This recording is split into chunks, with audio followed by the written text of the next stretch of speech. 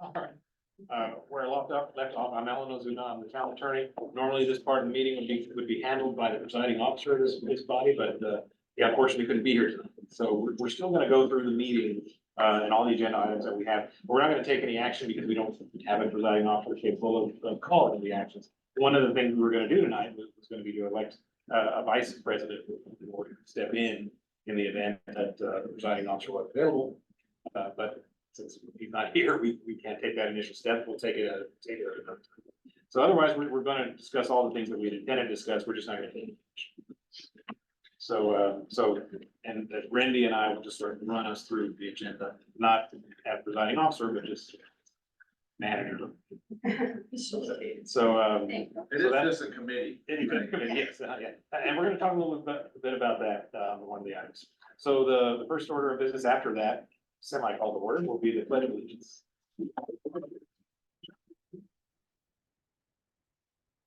To the flag of the United States of America, and to the republic for which it stands, one nation, under God, indivisible, with liberty and justice for all. Honor the flag, I pledge allegiance to thee, one faith under God, one indivisible. I need to move that one. I'll hand that little fire. Yeah, and, our next item is the open forum. Randy, can we get these notes? We have no- Roll call? Yeah, I skipped one. Roll call. Yeah, you gotta do a roll call. All right, That's why I'm not presiding. out of practice. Dr. Romero? Dr. Lalonde? Present. Lalonde. Lalonde? Yeah, it's a silent E. so Okay, it's you know, and everybody I even asked that and I still did it wrong, Don't so, worry about it. Dr. Young?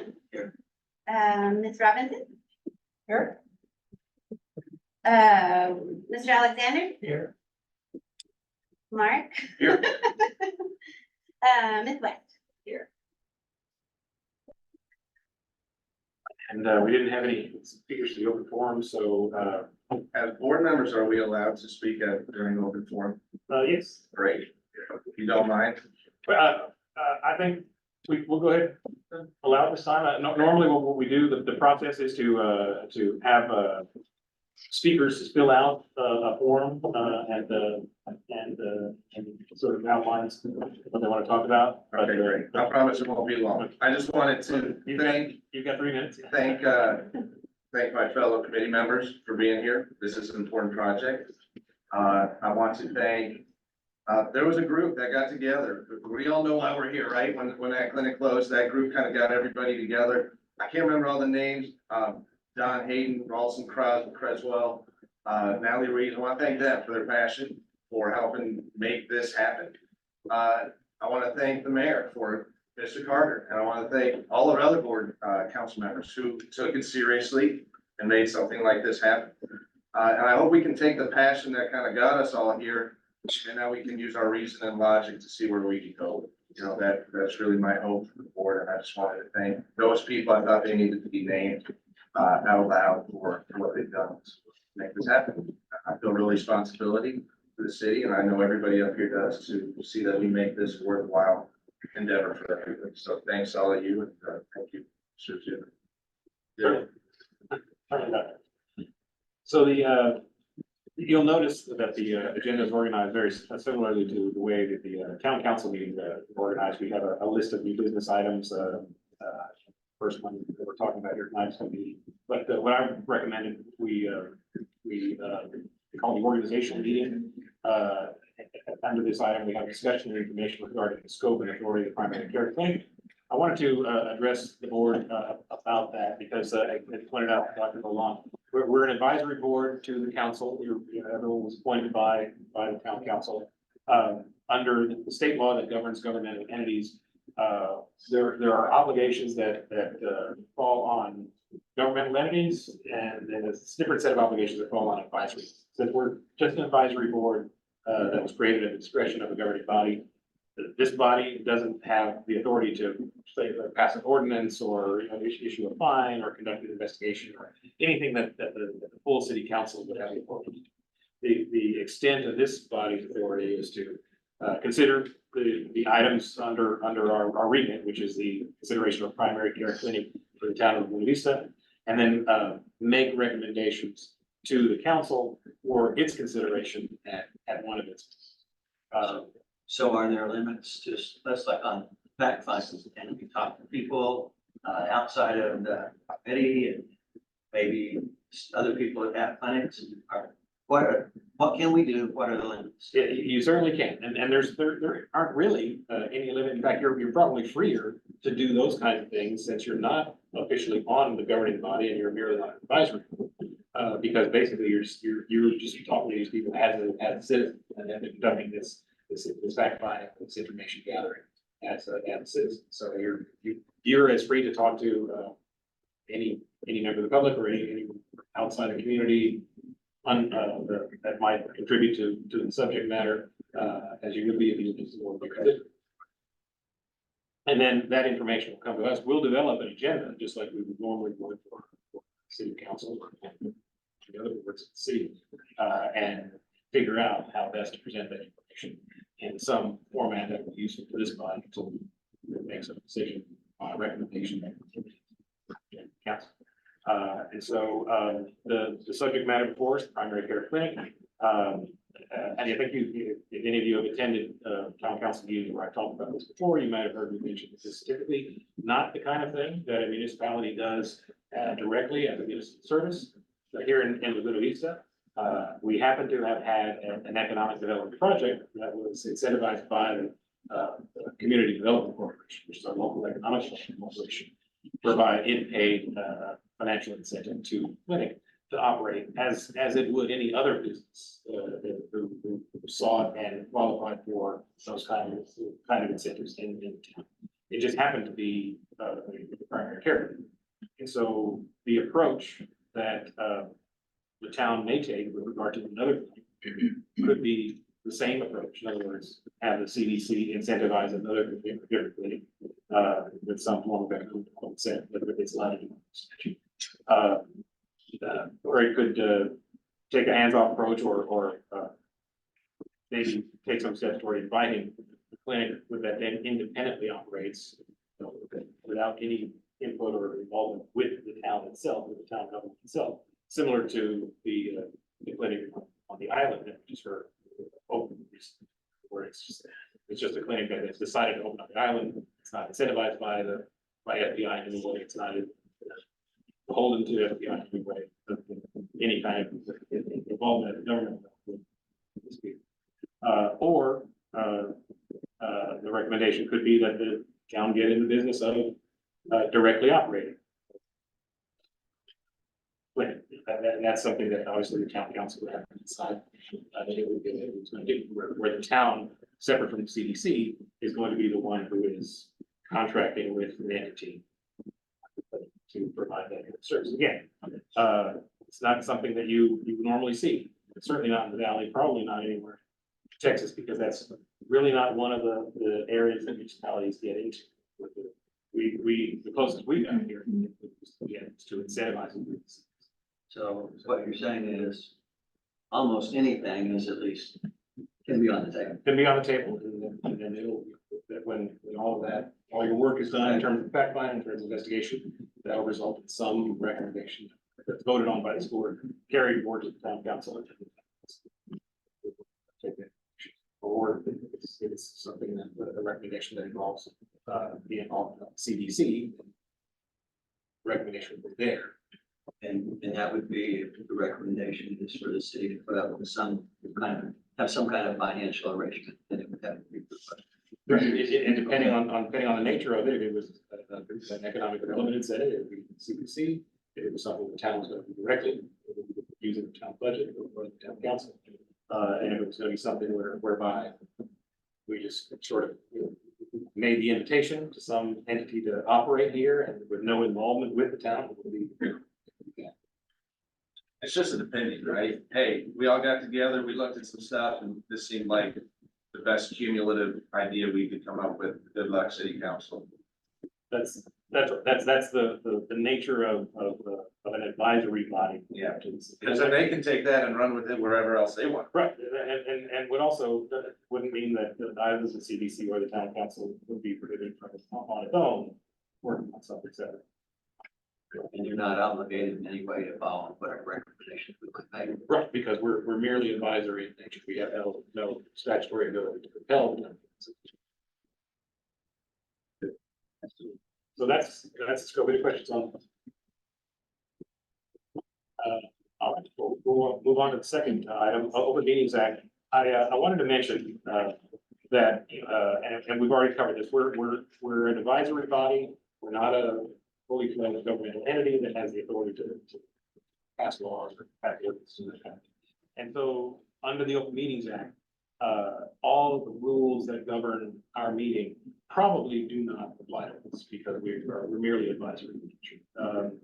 That being said, we think it's a good idea to follow all the normal procedures that we normally that administration normally follows with regard to organizing these meetings, posting them so that the public is aware of what's going on, and then conducting them in the open because there's a lot of public interest in this. And so we're going to endeavor, to the extent we can, to follow the Open Meetings Act. We're going to get these things posted, just like we would a town council or CDC meeting. I would also recommend that as members of this board, you approach communication with each other the way that town council members would approach communication. In other words, not meet in groups of a quorum outside the confines of a posted meeting, and engage in any kind of communication that if the Open Meetings Act applied to you might be considered a violation. And that way we know, and all the board knows exactly what's going on in the open, in public.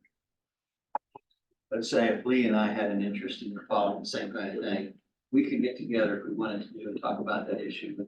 Right, because So we wouldn't have but we can't get a forum together. exactly, and that's generally the way. All right, meeting in group of less than a quorum, not a violation. Meeting in group that constitutes a quorum, and since we're a 7-member body, that would be 4 or more. Would be a violation if the open. And so now there is something called a walking quorum where people will intentionally meet in groups of less than a quorum and then swap out people so that ultimately a full quorum is involved in that discussion. You want to avoid doing that. That's another thing we're going to do is, and I know some of you have gone through this already because of your membership on other things. We're going to give you some information that will enable you to watch a video promulgated by the Texas Attorney General that will get you certified or qualified as having completed the Open Meetings Act training, which is a requirement for people who sit on boards that are required.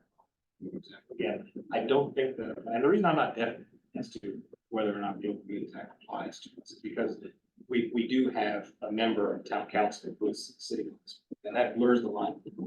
Which is another reason why we're recommending that this board follow all the provisions of the Open Meetings Act. In case it were ever determined that we had to, we know that we would have been doing it all. So we're gonna send you the information. You can watch this video completely on your own. If you've already seen the video, you don't have to watch it again. It's one of these things where you do it once and you're qualified forever.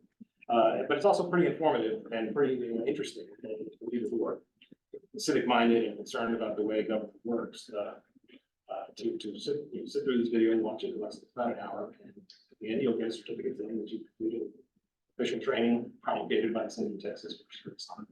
So, just to be clear for anybody that may watch this in the future, this committee and the city had an opportunity to have a committee meet.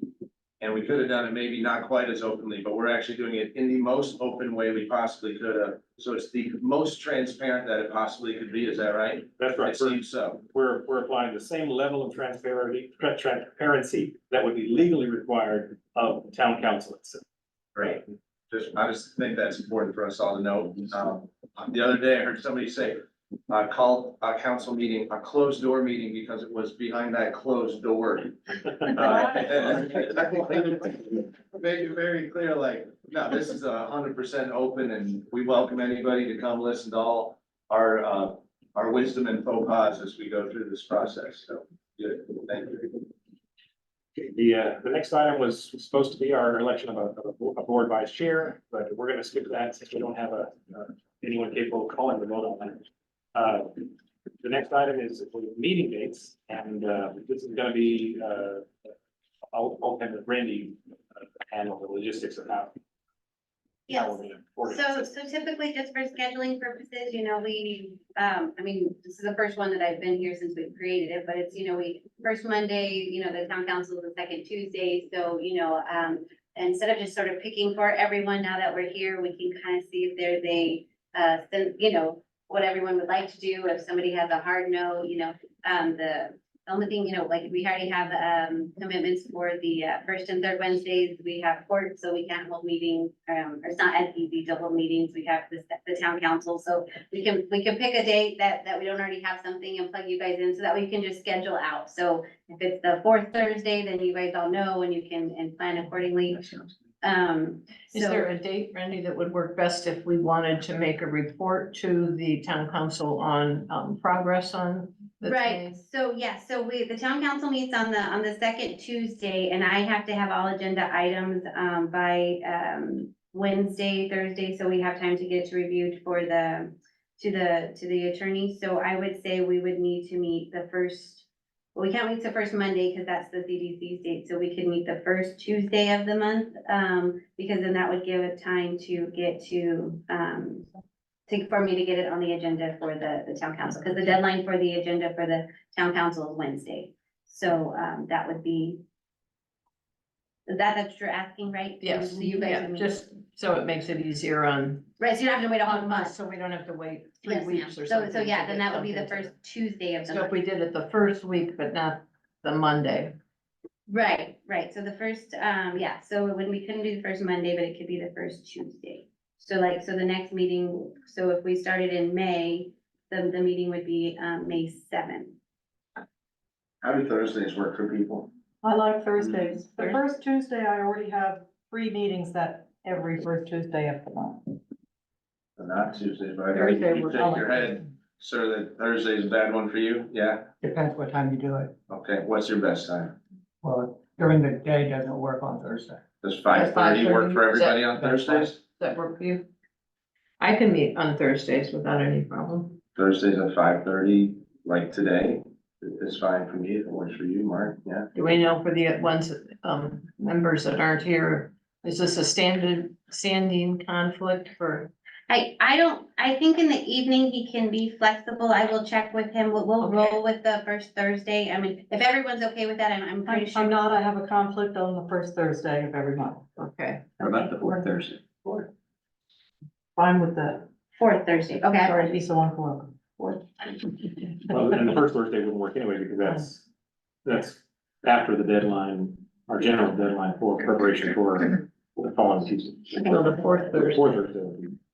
I'm gonna give you an entire week to, To get it Get it all put prepared. together. So then so May 30th? May That's our 30th next would be Thursday, the- fourth Thursday. Should we possibly consider a meeting before then? The 25th. Yeah, that's early voting and stuff that whole week, I don't know. Oh, and okay, that's a good, this room is unavailable from the 22nd till after elections, because they go from 7 to 7 and they vote in here, and we're not allowed in here, so, unless you I mean, guys wanted to. I'm okay with the 30th, I know it's a little. Well, bit the of a push. 23rd would actually be the fourth. Oh, yeah, that's right, it would be the 23rd. That pushes it up a week. So we do the 23rd. I'm okay with that, of May. yeah. And I'm clear on that day. Okay. Okay, so May 23rd at 5:30 will be the next meeting, and then we will continue on the fourth Thursday of every month. If for some reason that is a huge conflict for Dr. Romero, we can always adjust that at the next meeting. But I don't foresee that. Maybe he'll host us at one of his clinics, so he can give us some first-hand Absolutely. experience. Yeah, I think that's a great idea. 3 of us. Yes. Unless we agree to hold the committee meeting. Right, we'll just do an open meeting there, yeah. Okay, so then, the agenda was out 72 hours before that, and you know, earlier the better. If you guys have something you want on the agenda, you can just email me and, you know, we can map it out and put it on it, so.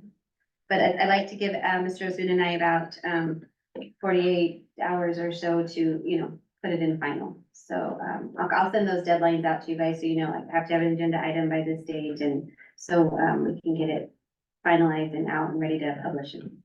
We could potentially actually have a meeting off-site if it was relevant to the purpose of the committee and that whoever we wanted to meet with, that would be a possibility.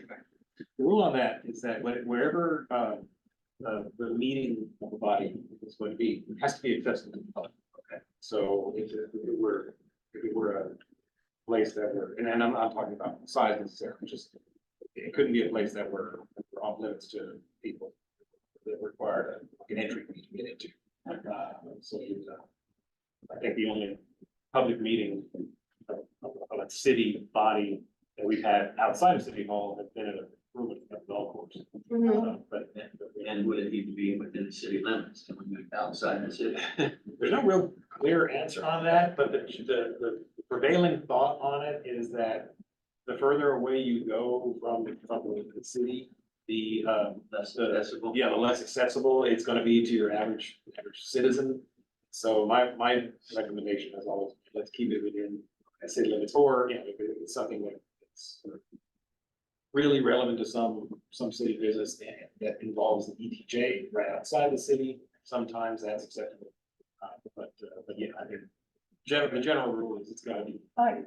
Within the city limits in the Laguna Vista Professional Office Building across the street where I rent space is a conference room that has a table with 6 chairs around it and room for more people, and it is accessible to the public if I'm there. Anybody can come in, I or any other tenants, I can use it at any time. That's I mean, and, you know, we're talking about possibility. We need a space. if we need it. If this room is inaccessible for 2 weeks because of early voting, it doesn't mean we cannot meet if that would be, and it's, ADA compliant. I'm good with the 23rd, so. I've got it. There's no motion on this. Yeah. No, I'll look at that. Yeah, and unlike the town council that has a charter revision that provides for calling a regular meeting periodically, we've knocked down by that, and so we can, I know that we're shooting for a regular date every month for the purpose of making sure the information gets to the council tonight. But we can have meetings outside of that timeframe. And those are the only thing that matters with regard to whether or not we can hold a meeting that we decided is a good day for us, is whether or not city administration gets the agenda on the wall. That's the need. So once it goes up, you can have a meeting earlier than 72 hours after that notice goes up. All right. And finally, the last item we're gonna take on is the mission statement. Again, this is not anything that's legally required necessarily. I know a lot of bodies like ours will promulgate a mission statement. I know that just on Tuesday, we heard from a board, not a city board, but one related to the dog park. And its material had contained a mission statement that was, it wasn't very long. It was paragraph. So Yeah, we just thought, you know, if the board would like to start thinking about how we're going to define what our role is with regard to the subject matter, we could I guess designate someone. a question that I've been sort of mulling is, do we want to limit our scope to just primary care or the health community?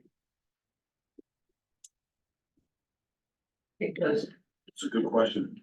you know, I mean, there's a lot of questions, obviously, that people are gonna have. So when is it appropriate to discuss, like, our questions? You know, Adam brought his up in open forum, but is that where it comes up? If I have a question about how this whole thing is gonna work, I mean, if I'm walking through HEB and I meet somebody that says, hey, I'm a doctor, I run a clinic, what do I tell them?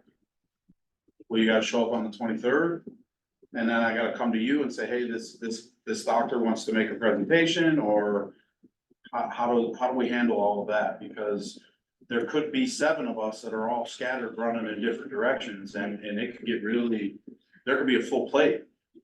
How are things added to the agendas, perhaps, that's what you say. But and that kind of follows on Dr. Young's question about the ability of the individual to do kind of fact finding or talk to folks that might be able to contribute this. And so the answer is no, we wouldn't necessarily, have to have that person come to a meeting before you had the ability to gather information from. But if you have an informal discussion with them, let's say, and you're saying, I'm on this committee and looking at primary care, and he goes, I would love to be in the big city. Say, well, if I had the authority to put you there, that's what I do, but I can't do that. So, but I can, but if you're interested, I can talk to the committee and, perhaps extend an invitation to, can we do that? Something like that? We can do something like that. In fact, if it becomes apparent from your discussion that you've got someone who is needing to make a formal presentation information to the board as a whole, then the way that we get that item on the agenda is you would lay that information onto Ren, saying, I've got a prospect who's interested in doing something with regards to primary health or just contributes to general health and would like to present some information to us as a committee. And so we'll evaluate it and then make reference to it on an upcoming agenda. And if it involves that person's presence, we'll probably have to do some scheduling, or maybe you'll have done that in your discussion with the person to make sure that that was available, so or meets the time of material, that kind of thing. Is there a time frame that we put on for this advisory board? Like, how long do we wanna do this before we start submitting recommendations? Like, is there a drop dead date, or, because it could take a while to put together a presentation for an entire primary care clinic. Yeah. It could take us, it could take somebody a while to work up numbers and things like that. Well, there's no expiration date or sunset date on the work. It just depends on. And I imagine a lot of that work with the numbers, will probably not get going, the person who's wanting to present that will probably not get going on it unless he or she has some assurance that, it's worth looking into. That's probably going to involve that person already having presented some rough ideas. Are we going to put together, for lack of a better term, an RFP, are we going to consider and analyze what the needs of this community are? What is it that we want to have here?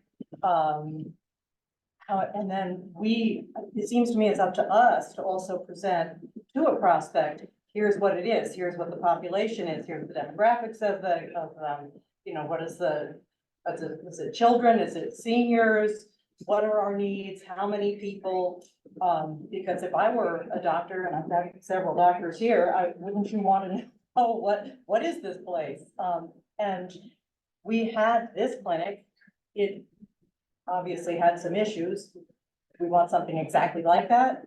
Or is this our opportunity to think about what might we change? We have a clean slate. It's our opportunity to design what do we want, and then maybe we invite those. Yes, we run into someone at HEB, but maybe we can also do some of our own research and seek providers who may be looking for this sort of thing. Or fit that niche already. Yeah, I mean, my own personal opinion, for what it's worth, is, and I don't know the numbers of this, sure the mayor does, the numbers of our demographics of our population, but I'm looking around this table.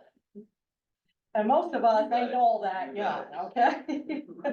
And I run a business over there for health insurance, as some of you may know. And I've got a few hundred Medicare clients, and most of them are here. So this is maybe some things that we want to toss around, is like, what are our needs? What do we want? What might be a successful match with primary care, health in general, and who we are and what we want. Mr. Sin, it seems like that, is it Ozen or Hazen? Oh, Ozen. There has been a lot of like information bandy about, it's probably the best word. Is there a way, and I'm gonna kind of look at you, Randy, that we can get a presentation from the city to us, telling us like, hey, here actually is the average age of people here compared to the state. Here's how that's changed over time. So that we're actually dealing with real facts, right? And I feel like there's a lot of people who aren't dealing with real facts. It's not a surprise that the people on this committee are a little bit older, because they're the people perhaps most concerned about having it, but that doesn't necessarily mean it's representative of our community. So I would love, like, what are the real facts? And how do we get that? Maybe Brandy's the person who delivers that to us. And then I think before we start talking about, okay, we gotta bring in this guy to present or that guy to present. What, for us as a committee, how are we gonna go through this process? What's step one? What's step two? What's step three? What's step four? And then eventually we're gonna get to that point, right, where, hey, somebody's presenting, like, when we've had figured out what we want. First, we need, at least how I would do it, what's the data of the community? And then how do we assess the feasibility of it? You know, let's figure out what are all the possibles. You said all those things at the start, right? Well, what are all the things that are actually possible? It would seem to me we need an actual city budget to know something about that, right? We would have to have some clue of the money. The last thing I want to do is like, our recommendation is for a $5 million project, and that like strips the budget for the next 6 years, right? So like, we gotta get some financial information, we gotta get some demographic information. So just like, for me, just what is I like the mission statement, and then I like, my next meeting here would be, what is our process? And maybe between now and then, we got a lot of time. We can brainstorm that. We can send it to you. I know we're not, because it's an open forum committee. We shouldn't be bouncing stuff back and forth via email, but we certainly, I think, and I'll let you advise us on that, the best way to share it. And then next time, like, okay, here's the process that we want to go to. We all agree to that process. And then we can start moving on, because then we're doing it in an organization. That would be my thoughts. Well, I also think we need to educate ourselves about what are the challenges to access to primary care. And as you look at the data where there's really truly a healthcare access issue, we probably wouldn't fit into that category. I mean, we've got primary care that's close. Access might be distance to a primary care location. It can also be insurance. It can be completely financial. It can be cultural kinds of disconnects. There's lots of reasons that communities end up not having the primary care that prevents them from ending up in chronic kinds of care conditions. So I think we have to be clear about, are we really looking for something that means it's just across the street, or is 8 miles close enough? Is urgent care more important than basic primary care?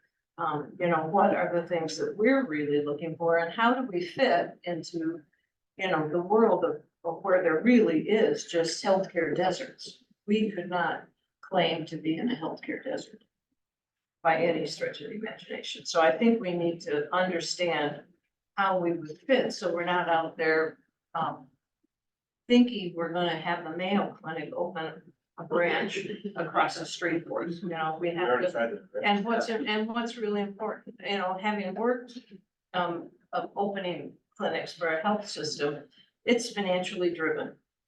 The reason you go in and go some places is because it makes sense, whether it's for referrals or what you think you might be able to generate in terms of individual context. The reason you leave it is for financial reasons also.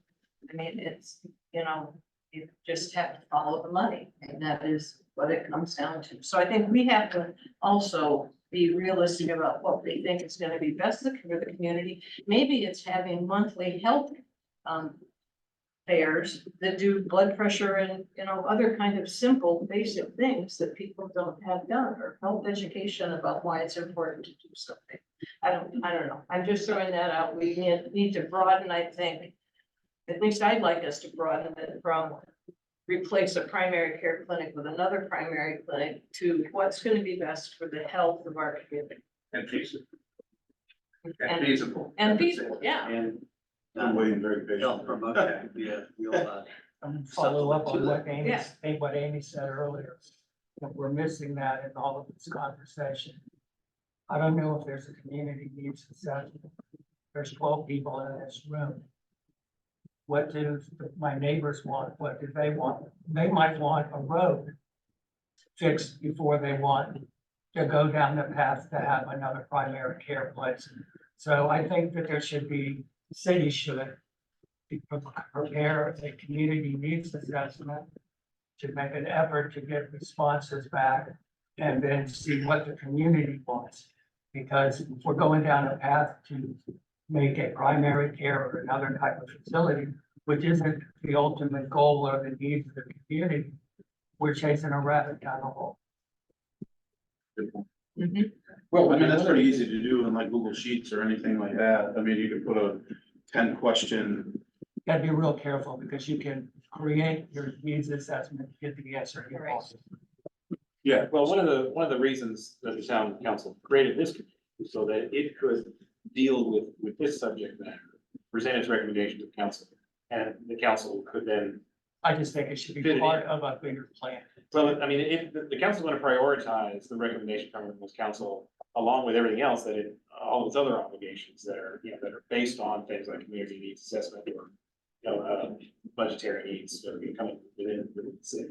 So, but we don't necessarily need to worry about where we fit in there, because the council, in making its decision on what actual tangible thing that the town is going to take all those priorities into account Okay. with this body's recommendation. So you mean we can't defund the police to make a health clinic? That's. Do we have any kind of a budget to work with if we thought a needs assessment that was specific for the knowledge? We don't, there's nothing in the budget, designated for the use of this committee. It's merely an advisory committee. It's recommendations. Those volunteers who are gonna use their time and effort to do the kind of fact-finding investigations that you were talking about. Now, that doesn't mean that this Couldn't plead a body, case. well, could either be the case or utilize information that the town already has with regard. I'm sure there's readily available demographic type information. Maybe not assembled by us, but assembled by the US government through the census activity. I know that we have information that is publicly available regarding the numbers that the fire clinic saw in terms of its patient count and that kind of thing that might shed some light on that question. What was their count? What was their count? What did we? What the count for like average patient count? Yeah, how many clients did they do in a year unduplicated? I don't know unduplicated. I know that their average was anywhere between 9 to 12 at the end of when they were leaving. And so, but I don't know how many of those were duplicate throughout the. That was per day, right? Yeah, per per day. Mhm. Yeah. So bring me one an hour. Right, so a clinic, the average Yes. amount for a clinic today, There's no doctor. the average clinic amount that is seen to break even is, the research was 18 to 24 patients a day to Mhm. stay even, to break Right. even. And so the numbers that they gave us towards the end with their reporting was anywhere from 8 to 12 a day. So that, of course, led to the fact that So if you could find a person who wanted to run a clinic that had alternative revenue sources. Like a pizza shop beside it. Yeah, Like absolutely. Yeah, Medicaid, yeah, like absolutely. Medicaid. well, and so that's, I mean, if any provider wanted to come in. Well, and that's they what you've can- been working on. You need to find another revenue source. Right, yeah, and the only thing that we provided for revenue was the rent of the building. So the operating expenses, what they did, how they operated, that was what, you know, it was a private business, they did that, and so. That's all the information we really need to get though. So like, you could say like, oh, we heard that it's 18 to 24 is what you need to break even. Well, that might be in a normal demographic setting, but maybe this demographic setting where it's just people coming in, most of them on Medicare, maybe you need 40 of those to break even. Like, this is just the sort of information that we don't have, that we need to have. And so I kind of, there's so many like ways to go down here, so many branches up this street. I'd go back to like, let's nail out our process between now and then. Right, and since it's not a normal city thing, those aren't numbers like, we don't normally go out and look into people's healthcare and what insurance they have, so that's, that's not typically a city. So, I mean, I'm not saying we can't, and the council can consider that if that's what you want, but just, that's not data, we're going to have, I know some of those, things, how many smokers do we have? Is it a heavy diabetic area? Is it this? And usually, clinics and doctors do that themselves, and so then they know what they need to bring in. So if you have a general practitioner and he goes, okay, I know that this is a community that has a high diabetic volume, so I'm gonna make sure I have a specialist over here in this area, or maybe we're high in heart disease. So maybe once a month, I'm gonna wanna have a cardiologist around. I know that's what clinics and hospitals and doctors do, it's just not what we as a city have ever done. But as the advisory board, if you wanted to advise the council to consider that, I'm sure they would, but it's just not data I wouldn't even know how the city would go about. Undoubtedly, I mean, we need Dr. Romero for this, that's what he's an internist, right? He's gonna have resources. down Yeah, there. exactly. It may be that one of the things that we would recommend to help provide support would be looking at rural healthcare grants. And those are available, but almost any time that you have to put in a proposal, you need the kind of things that Adam was suggesting. The more you can share about your community and demographics, income, and need for that would be helpful. So it would help us in discussions, but if we're going after some outside money, and sometimes you can get 100%, and other times you have to put up some matching stuff. So that would be, since the city doesn't have an unlimited budget, it'd be nice if they did, but they don't. So we may have a really good chance at getting a sizable grant, but can we afford the match money that would be required? Yeah, and a lot of times those grants, I haven't been involved in getting some big ones for some dental things.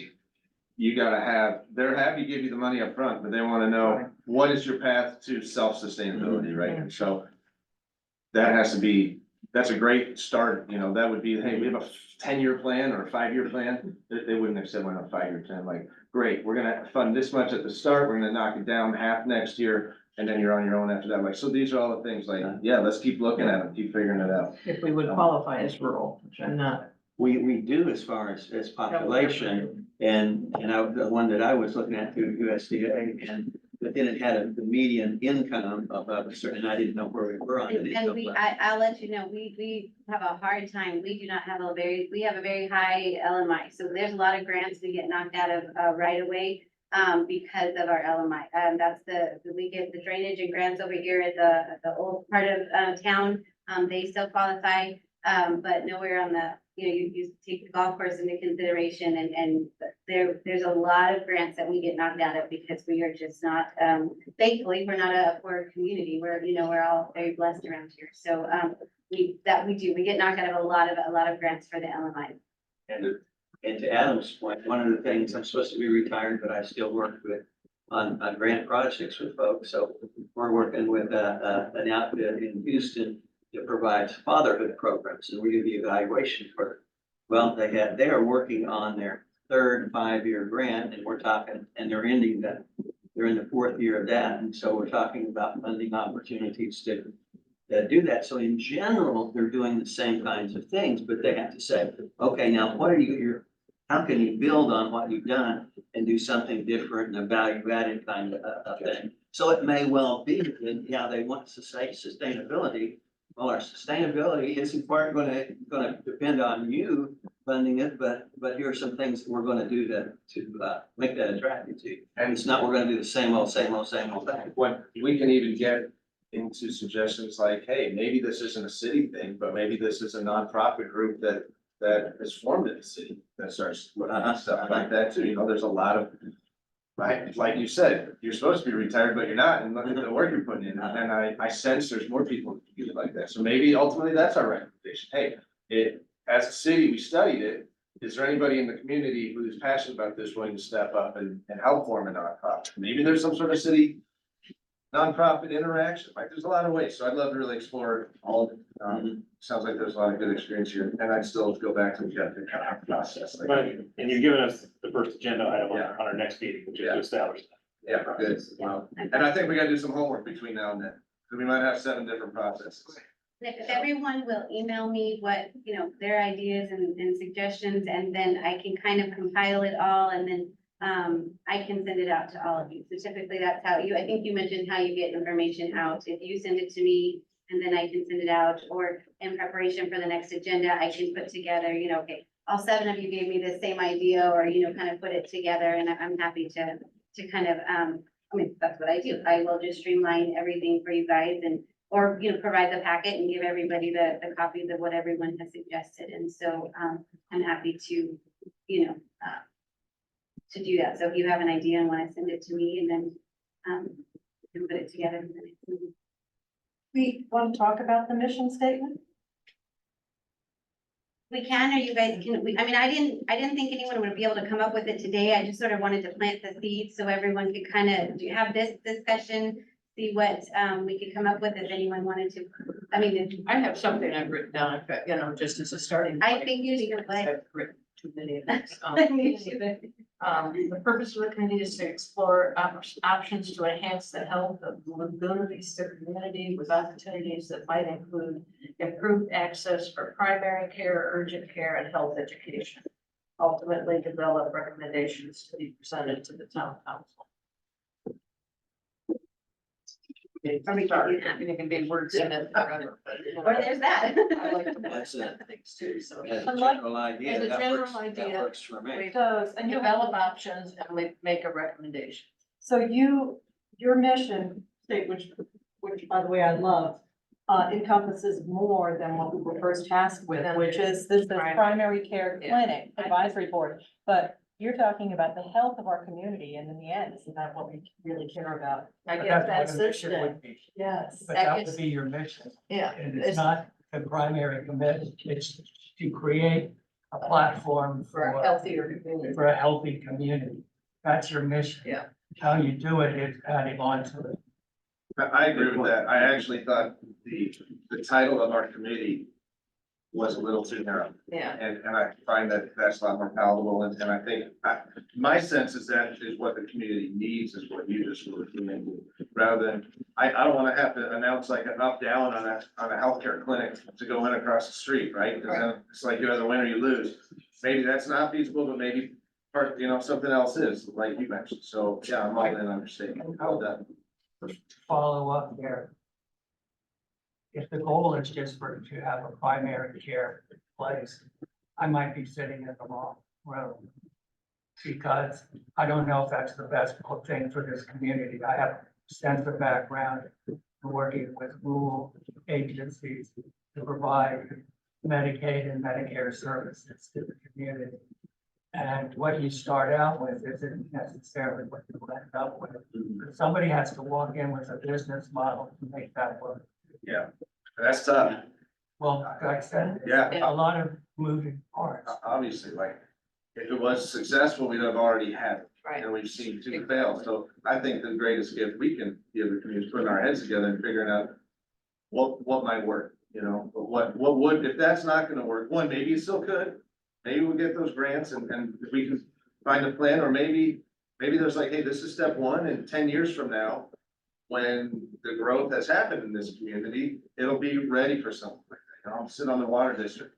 We're not planning for the water for next year. We're planning on water for 2050 at this point, right? And so maybe maybe some people in this room might not be there for the primary clinics first. But maybe it will be, right? So that's the scope, I think. And like you said, where we need to head, encouraged by some ideas.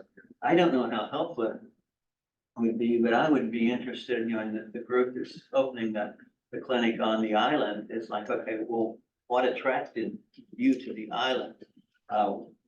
We're looking for a clinic or need one. Would you, or what would it, from your perspective, what would it take for you to come to Laguna Vista? Or if you're already overbooked, I don't know whether people would even talk to us, but I think it would be interesting if they would, to get some, and, you know, just their perspective on things and some advice on, well, if you did this, of course, this would be attractive to us. Yeah, more what we talked about that, totally. There's a couple of real small ones that are pretty successful. One in Los Fresnos Family Medicine right there. Yeah. They built up a real strong clientele. They're pretty busy. And then there's another one in Rio Hondo on 106, right before you go in. They're open limited days of the week, but it seems like Rio Hondo is probably more of our demographic than Los Fresnos. Yeah, I mean, we have a Whataburger and a McDonald's, so we're. Like for 19 different schools, you know, Yeah. with all the sports physicals and all that, so. You know, maybe somebody like that small clinic in Rio Hondo, you know, even if, you know, just to begin and see where we're at, because it sounds like we got a really big scope. I mean, we could be talking about anywhere from, you know, providing transportation to a clinic in PI or something, or subsidizing it, all the way up to, you know, a 24-hour urgent care facility. Yeah, there's That's a, a huge range. And you probably can get an easier grant to transport people to that clinic. Yeah, no, there's not a water district for Laguna Vista. There's, and a separate one for Port Isabel, and a separate one for the island. There's one, because you only need one to service all these people. And maybe it comes out like, we need to work with Port Isabel to find something like this. Maybe the solution is where we're working in conjunction with other people. And hey, with our vision to be here in Laguna Vista, but widening our scope, that if that's impractical, hey, maybe somewhere in between, maybe, you know, there's a lot of land between here and Port Isabel, maybe, you know, we're gonna have to be open to compromise. Is that something you think the city council would be interested in that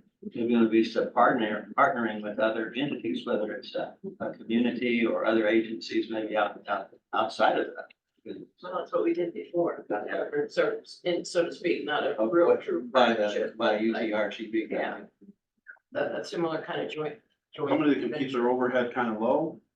You know, they don't need to have a full billing department sitting here or something. Maybe their billing department is off-site somewhere or they already have an established department that works with Medicare and Medicaid and everybody else so that they're familiar with it. It's super efficient. You're really just coming to see the doctor.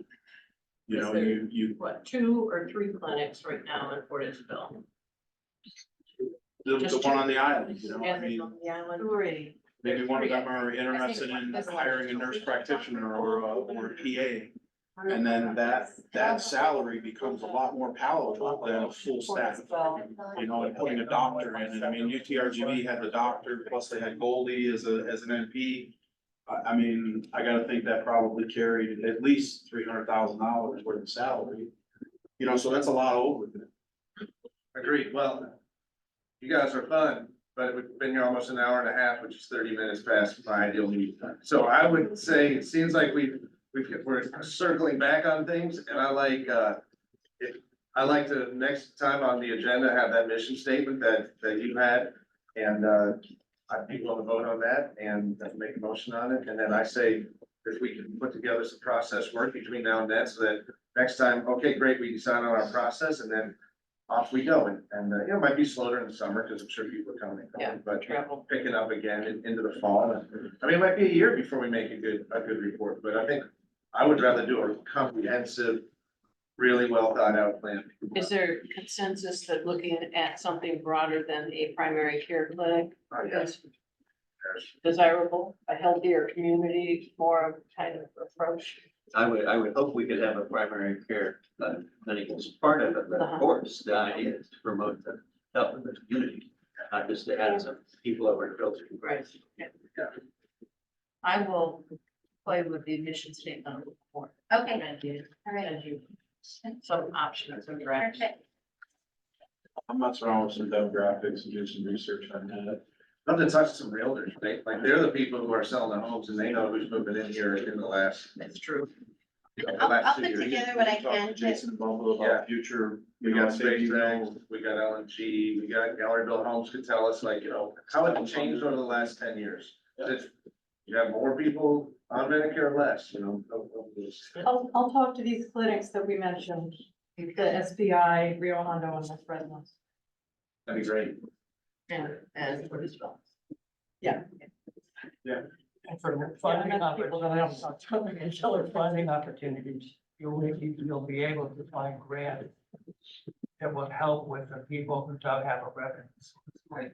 So if you want to increase the services that your clinic is working, so it's not 1 an hour.